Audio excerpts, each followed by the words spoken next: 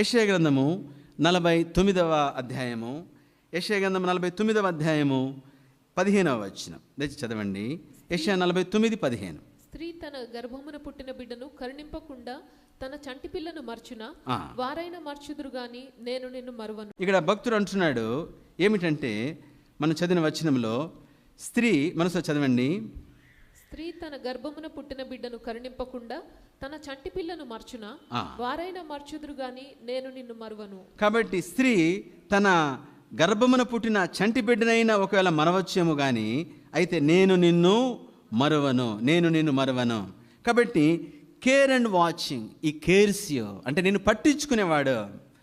చూడండి, నిన్ను గురించి అన్నీ తెలిసి ఉండొచ్చు, అంత తెలిసినా పట్టించుకోనోడు ఏం ఉపయోగం? మన గురించి అంత తెలుసు, మన గురించి ఏం పట్టించుకోడు, ఏం ప్రయోజనం చెప్పండి? అయితే మన దేవుడు ఎలాంటి వాడంటే, నిన్ను పట్టించుకునేవాడు లేదా నిన్ను చూసుకునేవాడు. ఏమని?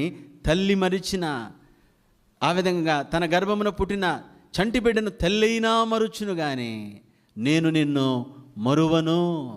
అంటే నిన్ను అంతగా పట్టించుకుంటున్నాను. 91వ కీర్తన 11వ వచనం, కీర్తన 91:11. నీ మార్గములన్నిట్లో నిన్ను కాపాడుటకు ఆయన నిన్ను గూర్చి తన దూతలను ఆజ్ఞాపించును.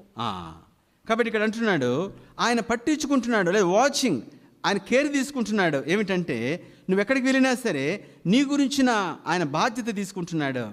నువ్వు వెళ్ళే స్థలములో నిన్ను కాపాడడానికి దూతలకు పెట్టాడు.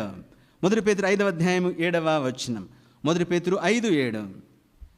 ఆయన మిమ్మును గురించి చింతించుచున్నాడు గనుక మీ చింత యావత్తు ఆయన మీద వేయు. మన గురించి చింతించేవాడంటే ఇంగ్లీష్లో ఏం రాయబడింది?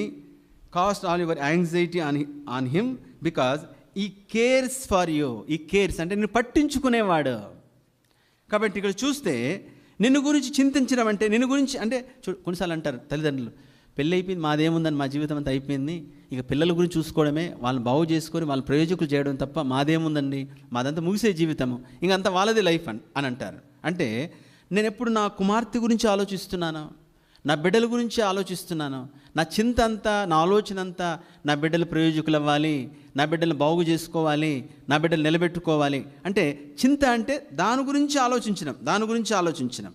కాబట్టి ఇక్కడ అంటున్నాడు మనం చదివిన వచనంలో, ఆయన మిమ్మును గురించి చింతించుచున్నాడు గనుక మీ చింత యావత్తు, చెప్పండి, అంతే.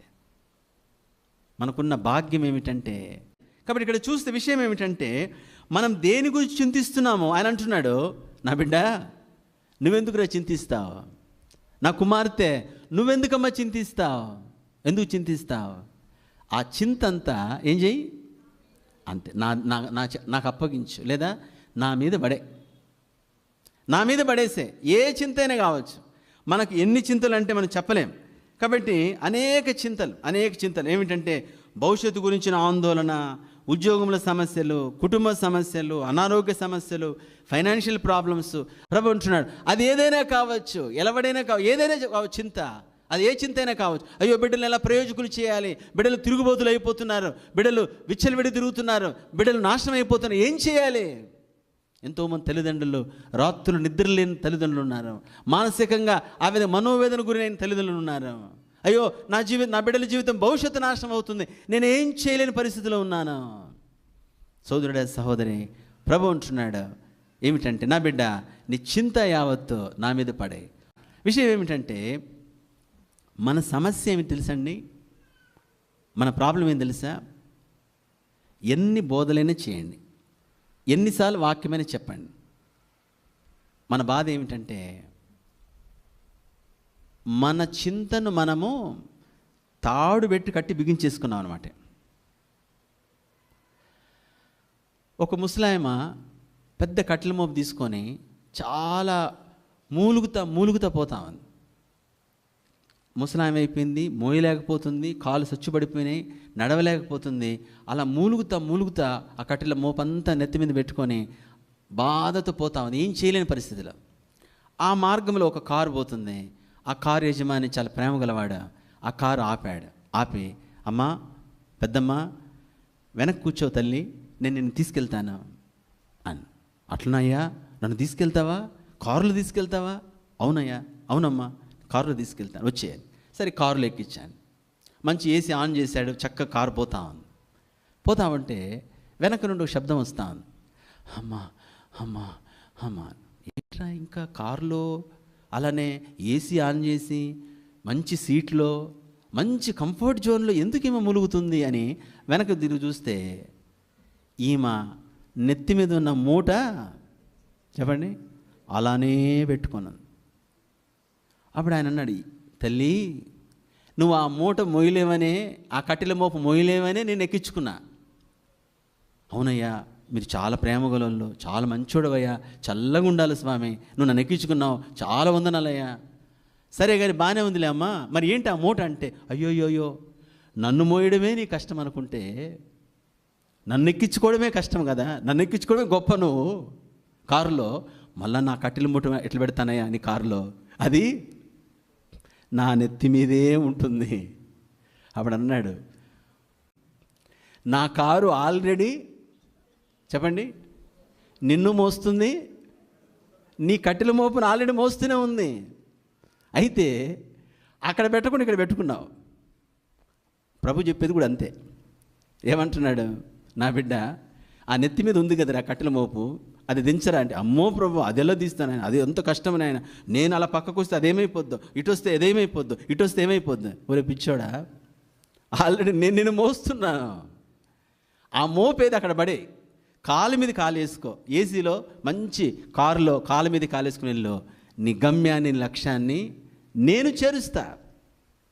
అమ్మో ప్రభా నా వల్ల కావట్లేదు నాయన, అయ్యా నా వల్ల కావట్లేదు నాయన, నేను మోయలేకపోతున్నా అంటే, దరిద్రుడా ఎప్పుడురా చెప్పింది నీకు ఈ మాట? నా దగ్గరికి వచ్చినప్పుడే చెప్పాను, అది పక్కన పడేరా తండ్రి అంటే, నువ్వు వదలవుగా, నేను వదలనుగా. ఎప్పుడు షుగర్ రావాలి, బీపీ రావాలి, థైరాయిడ్ రావాలి, ఇంకా అన్ని దరిద్ర రోగాలన్నీ ఏమిటంటే అంత టెన్షన్ అంటే ప్రభు అనుకోసం ఇంగ్లీష్లో యాంగ్జైటీ అనే మాట రాయబడింది, ఆందోళన.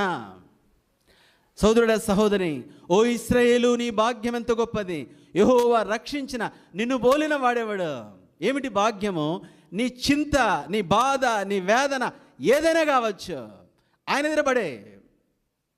ఆయన అంటున్నాడు, నా దగ్గర పడే, నేను నడిపిస్తా. చూడండి, నీవు పడేయనంత వరకు దాన్నే పెట్టుకొని, దాన్నే మోసుకొని, దాంతో మూలిగిపోయి అమ్మో అయిపోయాను, అయ్యో అయిపోయానంటే నీ కర్మ అలానే చేస్తావు. అది నీ కర్మ, నీ అజ్ఞానము.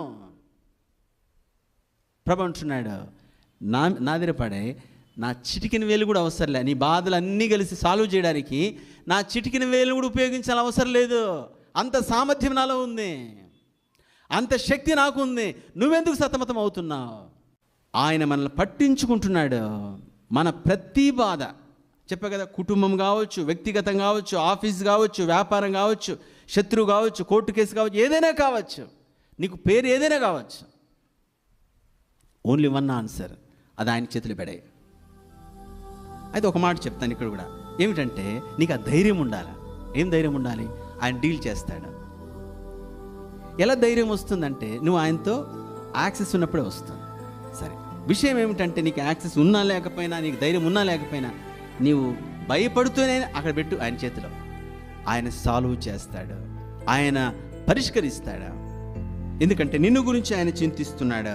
కాబట్టి మన భాగ్యం ఏమిటంటే మనల్ని పట్టించుకునే ఒకడున్నాడు, అది మన భాగ్యము.